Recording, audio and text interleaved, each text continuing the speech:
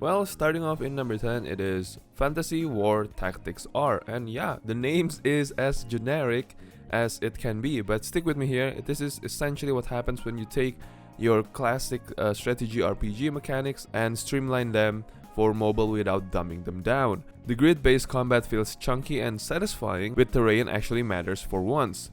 You are looking at elevation bonuses, directional attacks, and the whole tactical package, right? The art styles is this weird blend of chibi characters and detailed environments that somehow works, and quite charming if I must say so myself. It's not trying to be realistic either, it just does its own thing, and that's good. Monetization wise, it's pretty okay. You're not getting bombarded with pop-ups every 5 seconds, but the stamina system is pretty restrictive early on, and the game throws enough free pulls at you to build a decent team. But if you're chasing a specific units, yeah, you are gonna have to spend. Still, the actual game, like the core of the gameplay and whatnot, it is still pretty good. And I must say that this game is quite free-to-play friendly. Era of Sepia, man, this game is a weird one, honestly. At first glance, it looks like another anime-styled gacha, man. But when you look at it, something is quite different. Yeah, of course, because the whole thing about this game is only throwing a bunch of anime-inspired characters, quote-unquote, inspired. And yeah, they're all a copy from Naruto, Jujutsu Kaisen, even from other big anime names, right? But they are all remixed into waifus, man. Like, what? Well, the gameplay itself is turn-based with a pretty standard gacha system, nothing really groundbreaking. But if your thing is a waifu collecting game, then I think this one is really for you. So I think this game is pretty unique in its own way, but I mean, I cannot say much, man. It's just a generic turn-based gacha system with your inspired waifu characters, and that's pretty much it. I actually put this in an underrated one because I think in its core it is still pretty enjoyable, but not as much. So try it out yourself. I do recommend it if you like waifus and fan service. It is Dragon Raja Re-Rise. This one is probably the weirdest entry on the list. It's technically a turn-based RPG, but it's kinda have this in absolutely bonkers cyberpunk fantasy aesthetic that feels like someone mashed together Final Fantasy and Cyberpunk 2077. The production values in this game is genuinely good though, like the scale animation, the character models and whatnot, right? But the UI is not that good in my opinion. And of course, voice acting, they are pretty decent. Combat wise, you are juggling into this combo system where timing your abilities creates chain attacks. It's not just mindless tapping though. Turn order manipulation is key in this game, and team strategy actually makes a difference. The monetization, it's kind of rough, honestly. This game wants your money a lot, right? Battle passes, monthly subscriptions, direct purchase bundles. They've got every monetization model running simultaneously. They've got every monetization model running at the same time. So yeah, but here's the thing though. The base game is so mechanically rich that free-to-play players is totally fine. Like, you can just play this free-to-play and you just have to be patient with it and you will get all the units that you want, and yeah. So Dragon Raja Re-Rise is actually a pretty decent turn-based game, but keep in mind about the monetization though. Memento White Shadows. I feel like this game is quite a hidden gem, or basically an underrated one, because this game is actually super good. So this game is a turn-based gacha RPG built with Unreal Engine 5, giving it some genuinely impressive visuals and cinematic vibes. You get this real-time weather effects and even smooth up mount traversal across a semi-open world area. It genuinely feels like an actual JRPG, not just another menu-heavy callback game. Combat leans on an intuitive mana system that rewards smart timing and elemental combos, mixing straightforward gameplay with plenty of tactical depth. Plus, in this game there is PvP, guild content, and story mission all packed into one, which gives this game a bit of everything that you want. But you cannot deny that this game is looking very similar to Honkai Star Rail, and it's not even similar anymore, man. It's basically the same, right?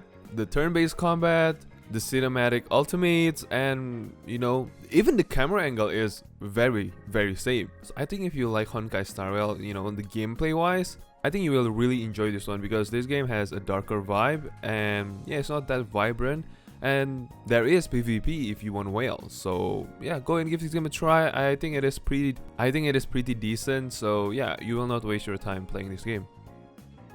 Grim Guard Tactics, and this one is for anyone who misses the golden age of tactical RPGs. Honestly, it's pure turn-based strategy on a grid with this genuinely dark fantasy aesthetic that doesn't exaggerate that much, right? We're talking about a world where the ancient evil actually feels ancient and evil, not just another generic demon lord like in most anime gacha games. So yeah, this one is not anime, so that's pretty cool. Combat plays out this tight chess-like grids where positioning is everything.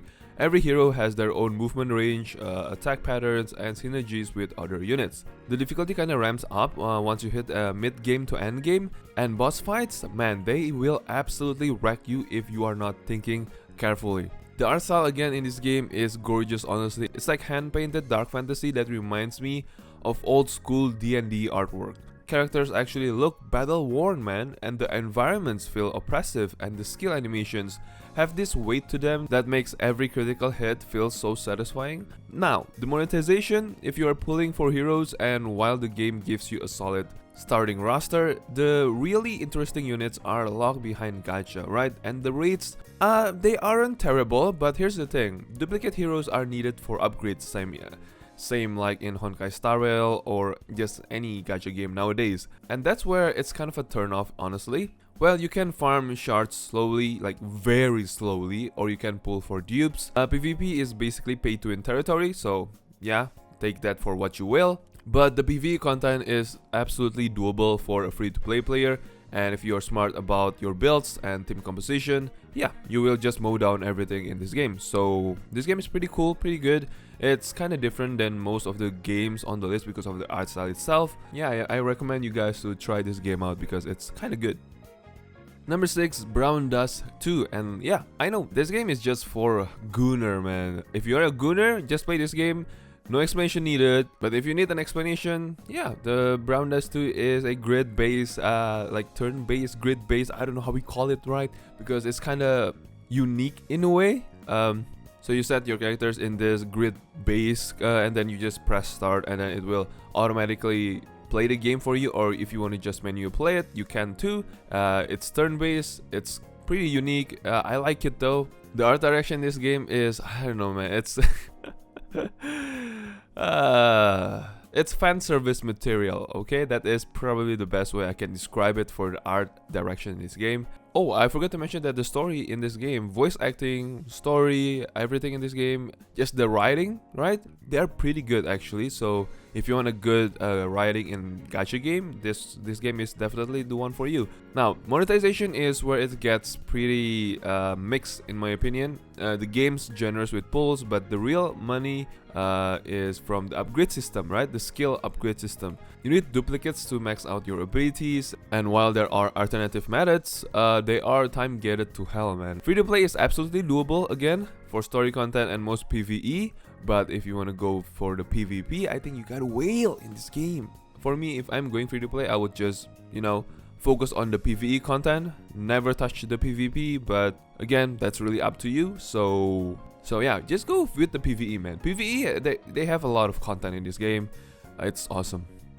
Mecha Rashi, and Mecha Rashi is what happens when someone asks, what if we made a gacha game about mecha, but actually focus on customization? And yeah, this game delivers just that. Even though you can gacha the character in this game, but I think they prioritize more on the like piece by piece equipment, right? Like arms, legs, cores, weapons, and even individual armor plates. I mean, the depth in this game is insane. But I think it's just a very unique way to call it sets, right? But I don't know. So the combat plays out in this tactical grid system where weights affects your movement, weapon types have optimal ranges. Well, fun fact, Mecha Rush is actually supposed to be Front Mission from Square Enix, but Square Enix cancelled the game and they just rename it to Mecha Rashi. So if you like Front Mission from the PS2, PS1 era, I think, I don't really play Front Mission honestly, so yeah, I apologize. The game is super fun and not a lot of people are playing this game, sadly, man, because I think it's not anime. Mecha Rashi, pretty good monetization. They are fair about their monetizations, so I think it's worth a try. Number 3, it is Sword of Convalaria. This one is basically the Final Fantasy Tactics successor we never got officially. The pixel art is absolutely stunning in this game. We are talking about modern production values with classic aesthetics like in Octopath Traveler. Every animation is handcrafted, every spell effect has weight, every map tells a story through its design. The tactical depth here is so legit, man. Height advantages, flanking bonuses, elemental terrain effects, weapon triangles, it's all here and it all matters. But what sets it apart is the branching storyline. Your choices actually affect the narrative. Characters can permanently die and there are multiple endings based on your decisions. But if you want to complete all the endings, you gotta redo the story, so I think if you don't like redoing any story, this is probably not for you. Now, the monetization is kind of a mixed bag. The game is technically free-to-play friendly, as most of you guys say so. You can clear all the content with free units, the story gives you solid characters, and the pity system is quite reasonable. But the game knows exactly what nostalgia is, so when they drop a banner for a character that's basically Ramza or Delita with a different name, Tactics fans feels that you have to pull. Like me, okay? So I think this is probably one of the best tactical RPG ever made, and gotta say, man, I really recommend you guys to play this game out, and that is why this game is sitting in number 3. Number 2, Morimans. Now everyone is gonna be excited that Morimans is here because it deserves to be here, and yeah, man, this game is...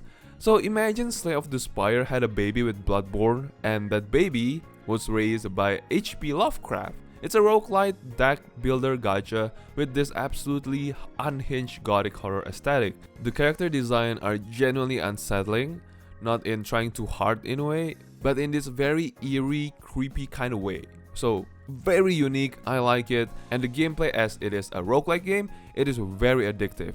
You are building decks on the fly, managing sanity as a resource, and every run feels different. The gacha element comes from collecting different awakeners, of course, your party members who each bring unique cards to your deck. But here's the kicker though, even common units are very viable because it's about synergy, not kind of like raw power. The monetization is shockingly generous. It can be quite greedy at times, but overall it is pretty generous. Failed runs still give rewards, and there is no stamina system in this game, and the game throws premium currency at you for just playing, right? Of course, in this game it has PvP, so just keep that in mind. But again, PvE content is absolutely amazing. The design of this game is amazing, the gameplay is amazing, because like I have always said, you can only get this kind of gameplay in a paid game, and this game is doing it free to play. So just appreciate the game, and the only downside in this game is just the translation, because they are using ChatGPT or I don't know, AI or whatever, right? Or you can say deep learning, but that's probably it, man. Everything in this game is absolutely a must play, so, and it is on Steam, so give this game a go. And in number 1 is my absolute favorite, is Wizardry Variants Daphne. Is that what you call it? And yeah, this is it, man. This is the game that proves you can make a hardcore legitimate dungeon crawler work as a gacha game. I mean, it is brutal, unforgiving, and absolutely brilliant. We're talking permadeath, trap-filled dungeons, and combat that will absolutely destroy you if you are not paying attention. The game looks like it is old school out of like 1985 and got a modern paint job. That's probably it. First-person dungeon crawling, minimalist UI, atmosphere that relies on sound design and imagination rather than flashy graphics. But that's the point. This is a pure distilled dungeon crawling game. Oh my god, and I love it.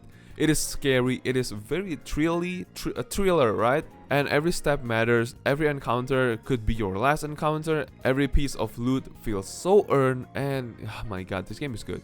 But here is where it gets controversial. The monetization.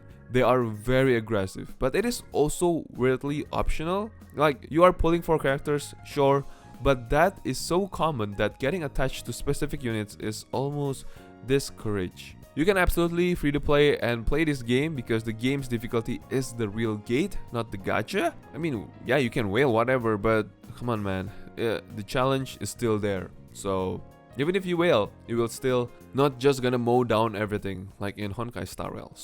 So keep that in mind. Oh, I also forgot to mention that this game is on Steam. Very good, very accessible and challenging, rewarding, and I gotta say, man, this game is a hidden diamond, not a hidden gem anymore. So give this game a try, I know you will like it, and thank you guys so much for watching. I'll see you on the next one.